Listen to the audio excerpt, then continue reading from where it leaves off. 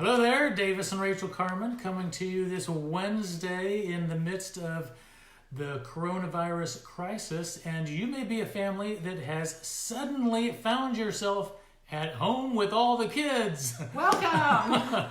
Welcome to homeschooling.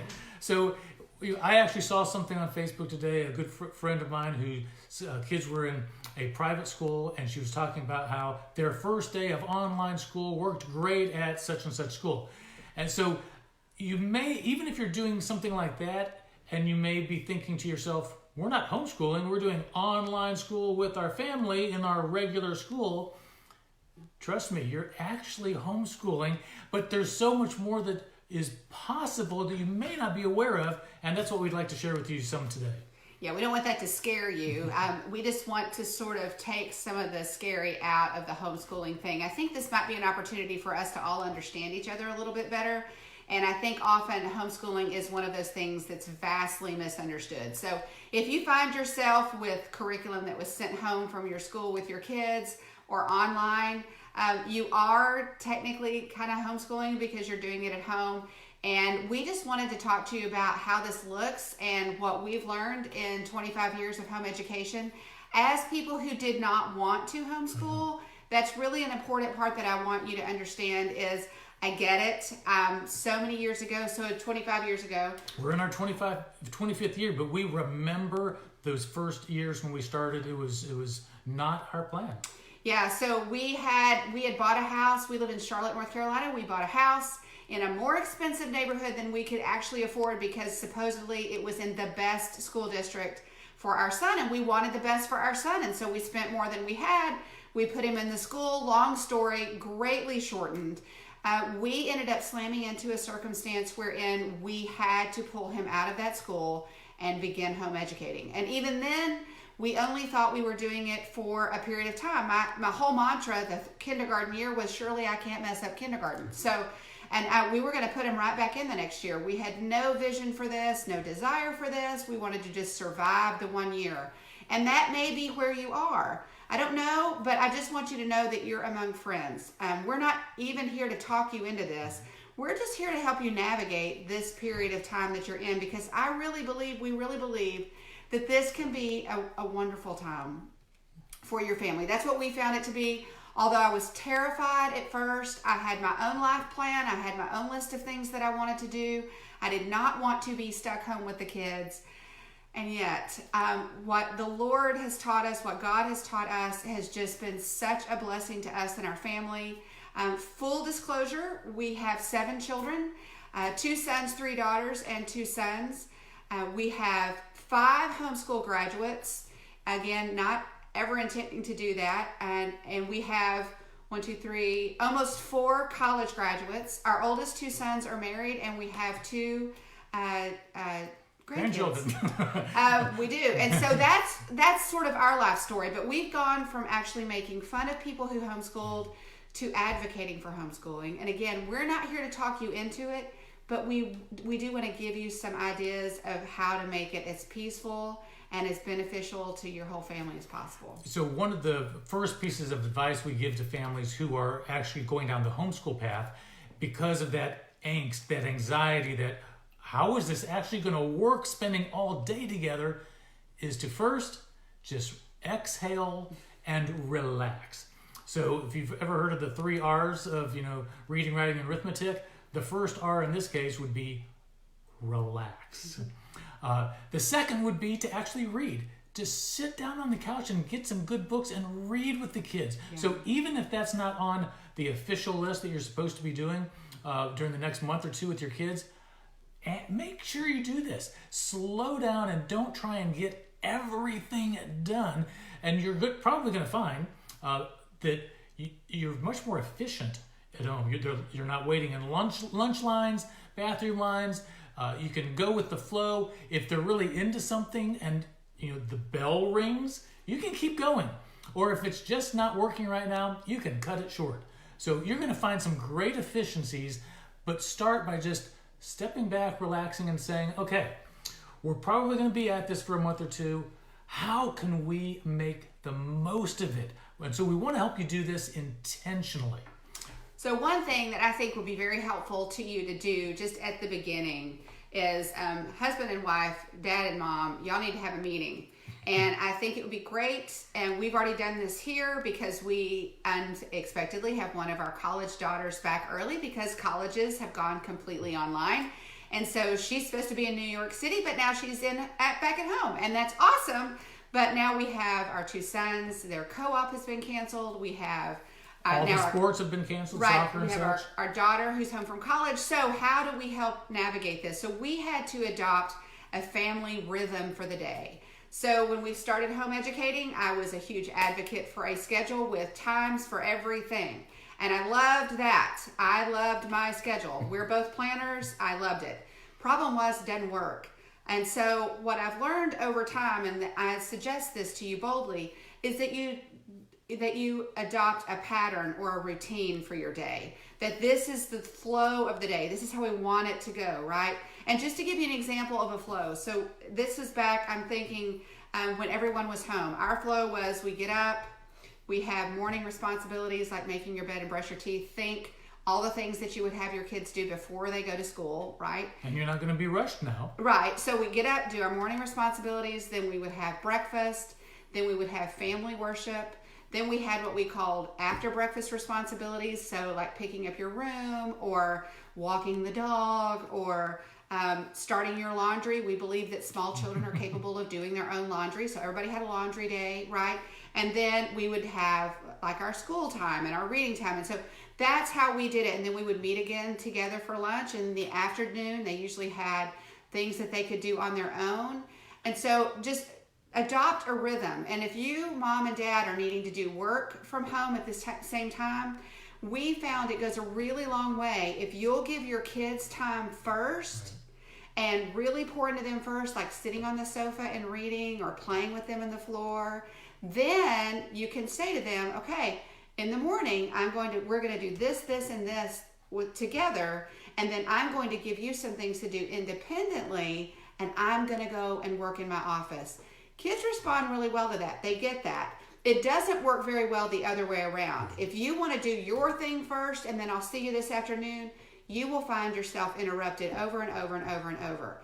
But just clear communication and expectations tend to make things go so much smoother, and pouring into them first is a key to making that happen. And another detail to this rhythm we're talking about is don't think in terms of a bell ringing to start or end a period of class. It just means you do certain things in a certain order. You read for this 30, 45, or 60-minute time period. And then after that, you do math for this 30, 40, or 60-minute time period. And then you do lunch for this 30, 60, or 90-minute time period. So you know the order of events, and you go with that flow and routine and rhythm, but there's not hard time clocks to the beginning and end of those, so that you can just move through that naturally. Right. So we really think that that's really important. The other thing that I want to make sure that you put in every day is being outside. Yes. So I used to talk about, especially when the kids were really little, that I kicked them out of the house right after lunch. And that's true. I really believe that there's so much to be learned in the great outdoors, running around, getting sunshine on your shoulders, or even when it's cold. And my kids were known to be kicked out of the house when it was raining. The kids need to be outside, and they need to be running around, and they need to be being imaginative and creative. We had one of our children used to love to climb a tree and read up in a tree. I mean, and that's fine. Let it happen. Let them run and explore. These are the things that they need to be doing, and you have that freedom right now. So best case scenario, maybe right after lunch, you all go for a walk around the block, and then the kids stay out the rest of the afternoon.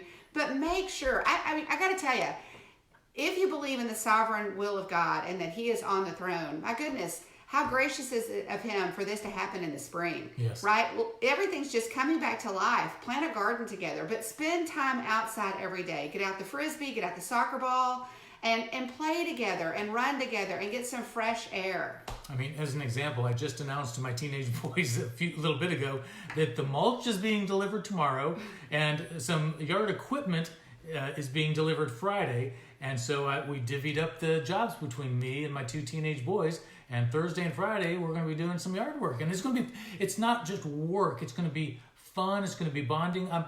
The key here for you to hear is I'm intentionally doing that yard work with them. Right. So the yard needs mowed right now, but I'm not telling my son, go out and mow it today, because the point is I want to be doing yard work the same With time them. as he is, and while my other son is doing work, so that we're together working on a project at the same time.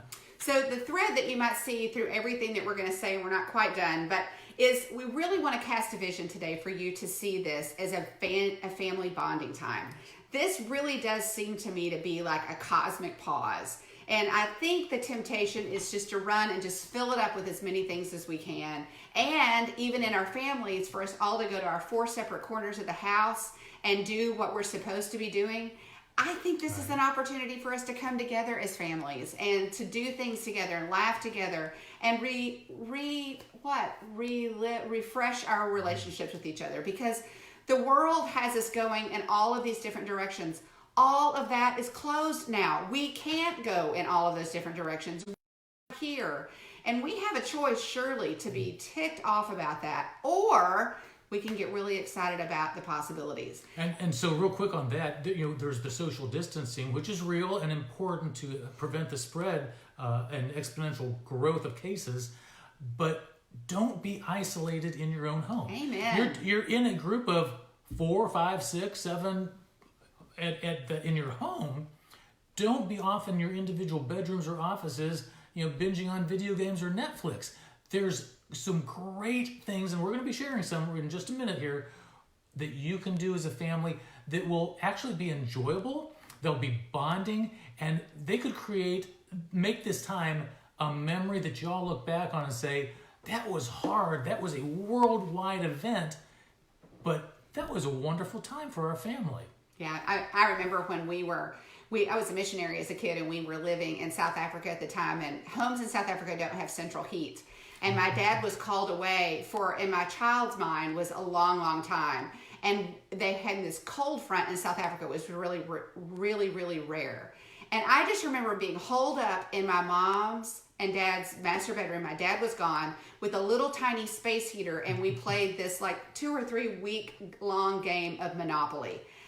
That should have been just a horrible time. We were freezing. Dad wasn't there. I think he took our only car. We couldn't get out. I don't remember it badly at all. I remember it so fondly. Mom, Dad, you are going to be the indicator for how your kids think about this and how they remember this. And this is how you do it. You come at this and you give them a perspective. This is a unique opportunity. This is a unique moment. Let's make the most of it. Let's come together and let's do this. And I get it. I'm going to just predict. I'm not a prophet, but I'm going to predict. You're going to get some rolling eyes. You're going to get some, oh, Dad, do it anyway. Do it anyway. I double dog dare you. Cast a vision for your family of coming together and doing this together and enjoying it and laugh. Look, life is what we make it. We have this moment. Let's make it awesome. Yeah, so Rachel's going to start with the list here and mention a few of these ideas. Part of what we want you to hear is, although you have some academics to do. Sure. This is our attitude in our own homeschooling. We do academics, but we prioritize relationships. Mm-hmm. And so that's a whole shift in a paradigm that could happen for you by spending time together, doing some of these activities. And sure, do the academics as well, but don't overemphasize that right now. Nobody's really paying that much attention. The world has stopped. Nothing is the same today as it was yesterday, and certainly not last week. So make the most of it. So Rachel, what's the first one you want to mention? Well, I was just going to say, if we're doing those relationships, think outside of the box. I mean, we're in the South. I get that. And it's going to be 80 glorious degrees. I'm a heat lover. I am so excited about everything getting warm. I do not like winter. But Davis put on the list here, one idea was do a fire pit and have s'mores. I mean, come on. Let's do this. We can't be, socially, we've been pretty much cut off from everybody else.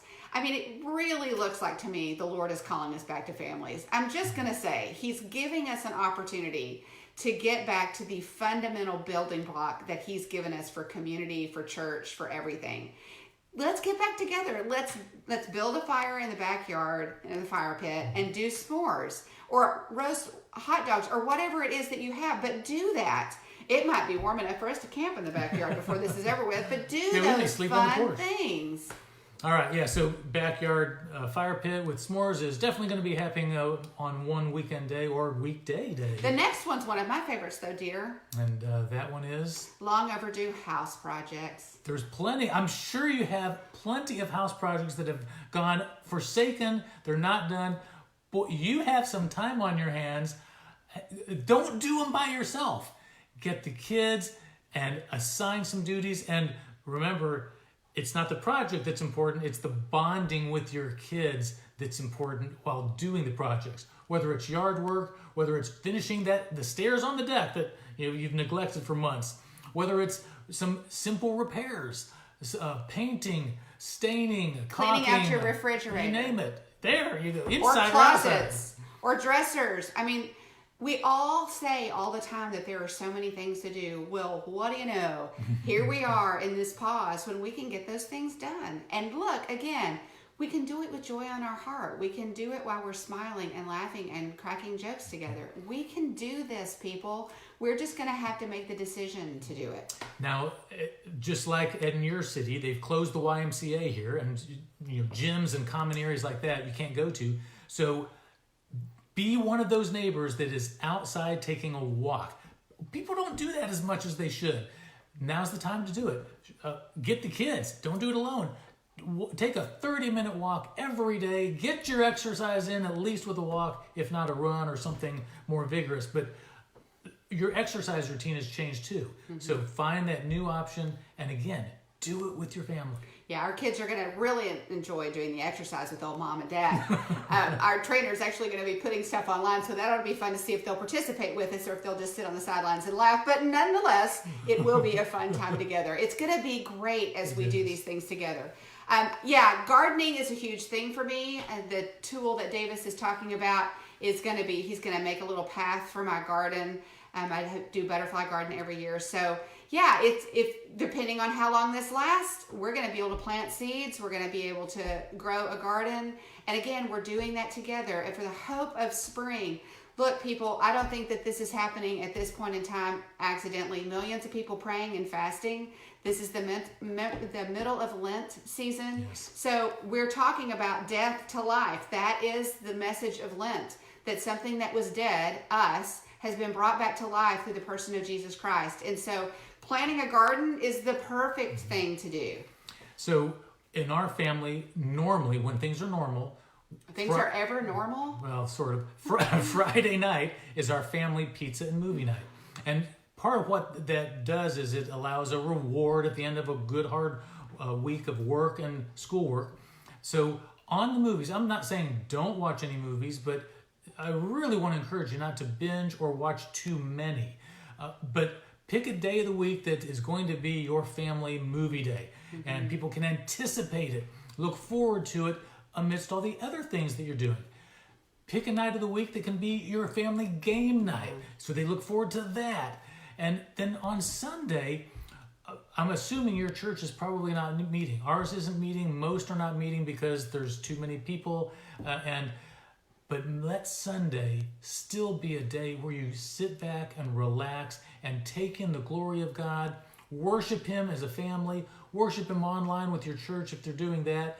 But keep that Sabbath in place, because that hasn't changed. God is still on His throne. When I walk out on my porch right now, the birds are still singing their songs and melodies to their Creator, and we shouldn't stop either. And so take that one day a week to step back and rest and benefit from the blessing that the Sabbath was made for all of us. Well, and I actually saw on somebody else's list of things to do during this crisis was to listen to the online sermon that your pastor posts and teach young children how to take notes. Great idea. That is a great way to redeem this, because it's harder to teach them in service, right? But you can teach them in your home, and you can even reinforce those behavior patterns that you want them to have when they're in worship on Sunday when you're at home. So I would say continue to do that together as a family, really setting that time apart. One of the other things that we are doing that is just a blast from the past from us, and something that's one of my favorite things about homeschooling, and that you'll get the chance to do as a homeschooling family, and that is a read aloud. No, so there's been a resurgence of this idea of reading aloud to your family in the last few years, but we've been doing that for 25 years.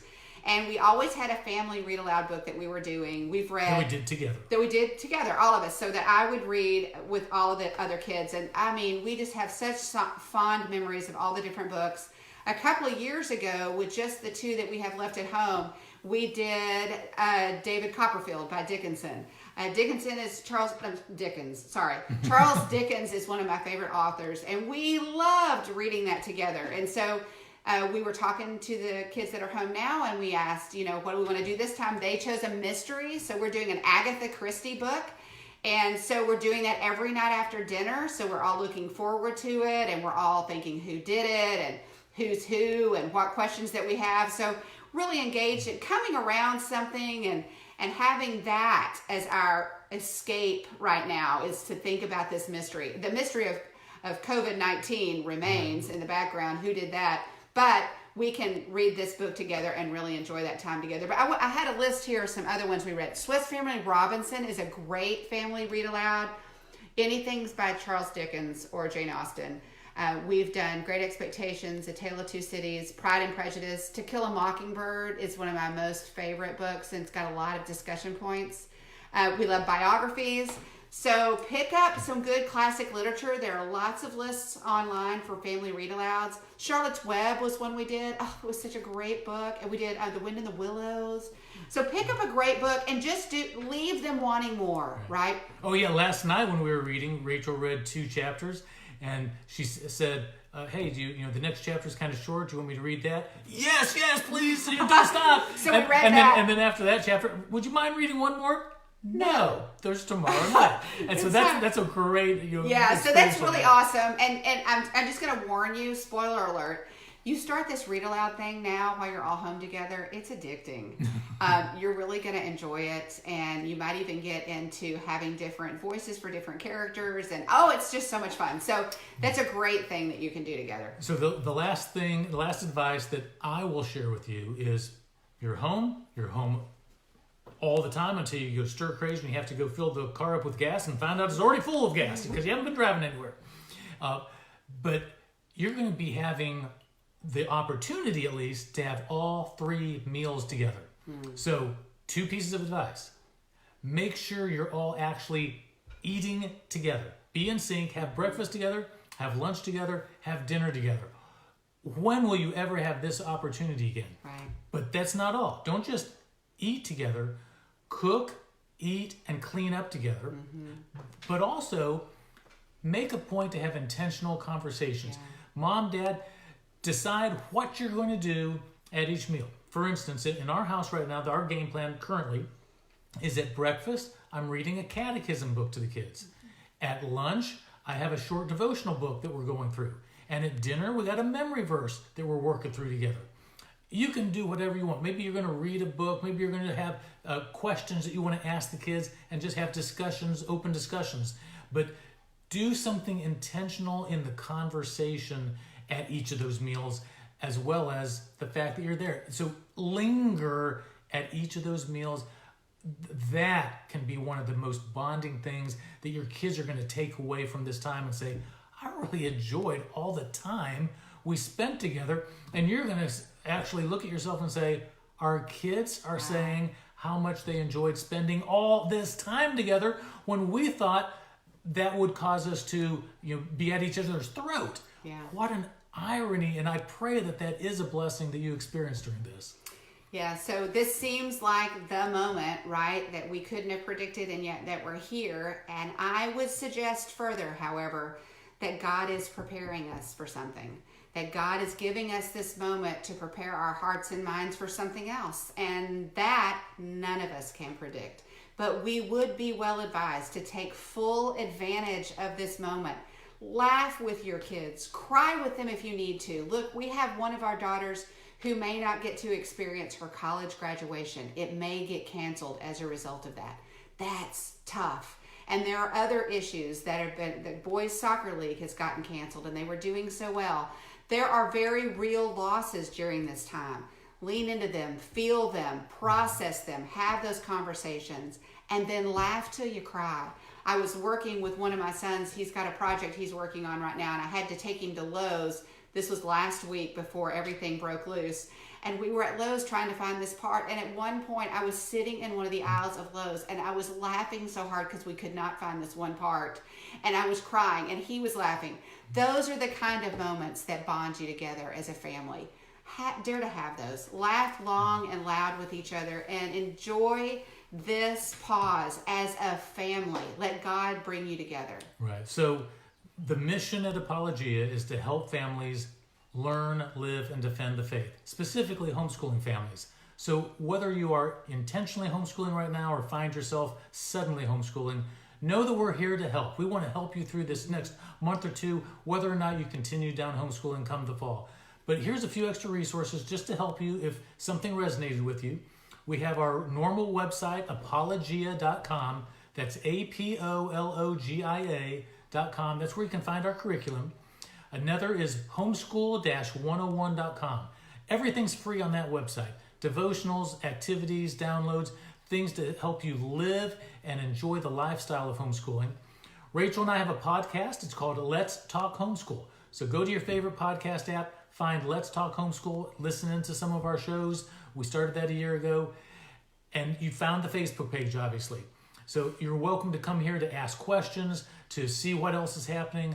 We're here to help you. And we'll close with our normal ending. We are walking by faith and enjoying the homeschooling adventure of a lifetime. God bless you all.